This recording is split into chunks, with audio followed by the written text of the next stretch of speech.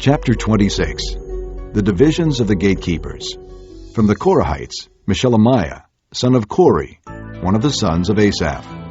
Meshelemiah had sons: Zechariah the firstborn, Jediael the second, Zebediah the third, Jathniel the fourth, Elam the fifth, Jehohanan the sixth, and Eliahoenai the seventh.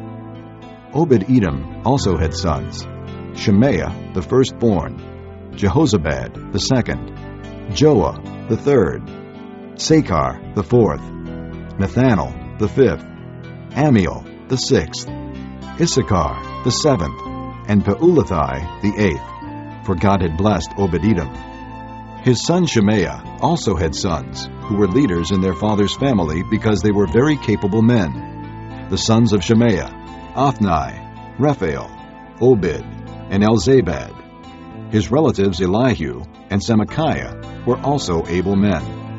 All these were descendants of Obed-Edom. They and their sons and their relatives were capable men with the strength to do the work, descendants of Obed-Edom, 62 in all. Meshelemiah had sons and relatives who were able men, 18 in all. Hosa the Merarite had sons: Shimri the first, although he was not the firstborn, his father had appointed him the first; Hilkiah the second, Tabaliah the third, and Zechariah the fourth. The sons and relatives of Hosa were 13 in all. These divisions of the gatekeepers, through their chief men, had duties for ministering in the temple of the Lord, just as their relatives had. Lots were cast for each gate, according to their families, young and old alike. The lot for the east gate fell to Shelemiah. Then lots were cast for his son Zechariah, a wise counselor, and the lot for the north gate fell to him. The lot for the south gate fell to Obed-Edom, and the lot for the storehouse fell to his sons. The lots for the west gate and the Shalaketh gate on the upper road fell to Shuppim and Hosa. Guard was alongside of guard. There were 6 Levites a day on the east, 4 a day on the north, 4 a day on the south, and 2 at a time at the storehouse. As for the court to the west, there were 4 at the road and 2 at the court itself. These were the divisions of the gatekeepers, who were descendants of Korah and Merari.